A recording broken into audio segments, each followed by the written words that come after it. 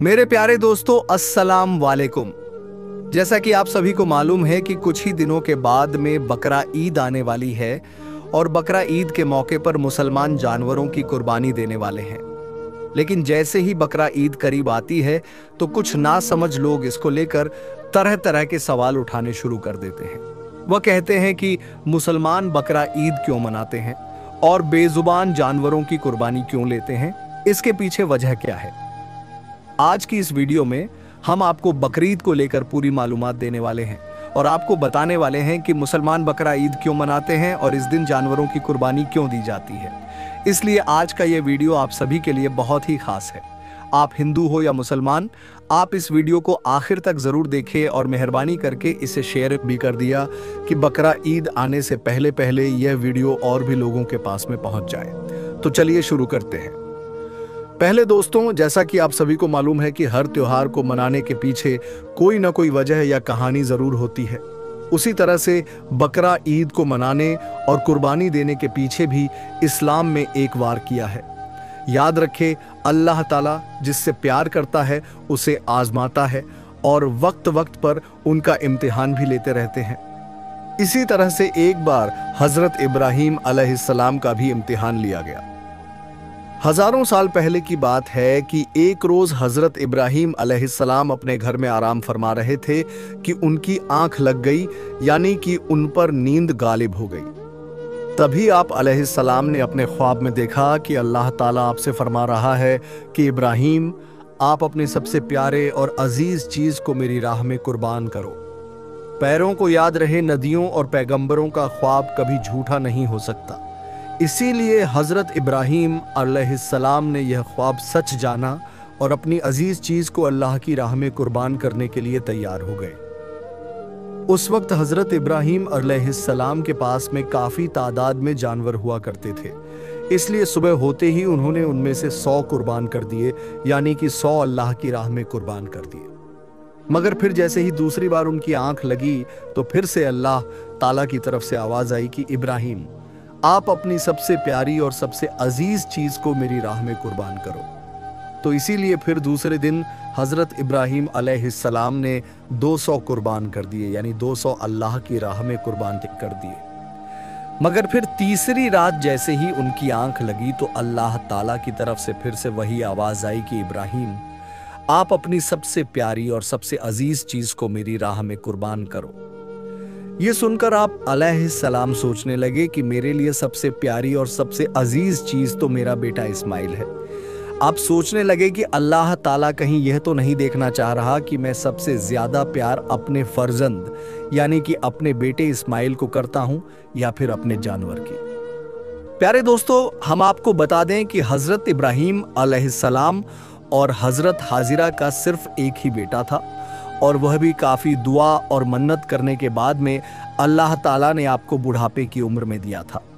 इसीलिए हज़रत इब्राहीम और हज़रत हाजिरा अपने बेटे इस्माइल से बहुत प्यार किया करते थे। मगर जैसे ही आप अलैहिस्सलाम ने अल्लाह का यह सुना तो आपने यह इरादा कर लिया कि वो अपने सबसे अजीज चीज़ और सबसे प्यारे बेटे इस्माइल को अल्लाह की राह में कुर्बान कर देंगे।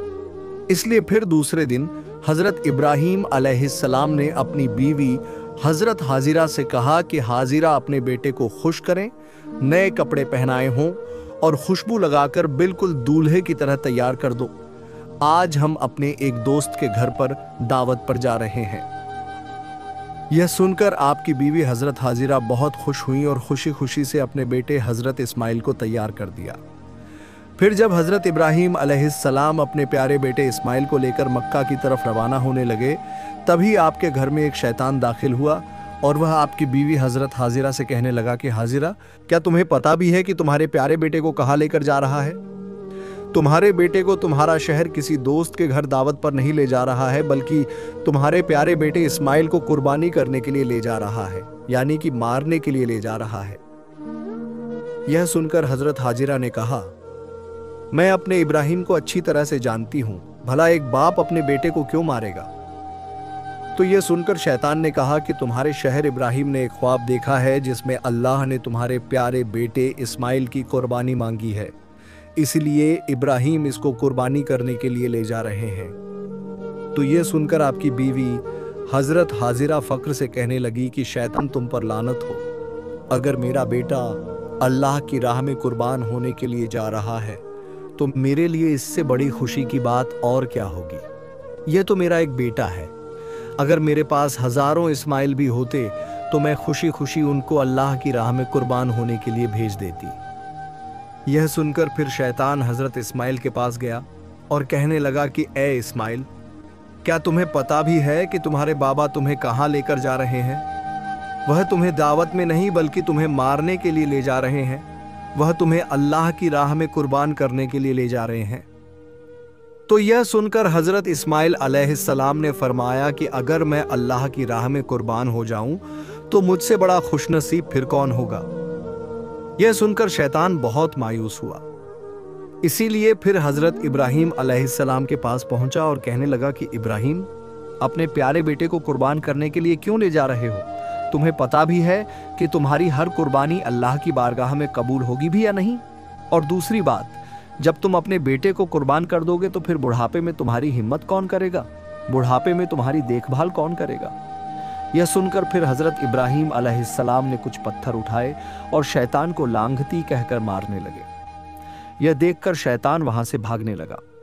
उसको कहा जाता है कि तभी से मक्का में हज के दौरान शैतान को पत्थर मारा जाना शुरू हुआ। इसी वजह से हज के दौरान शैतान को पत्थर मारा जाता है।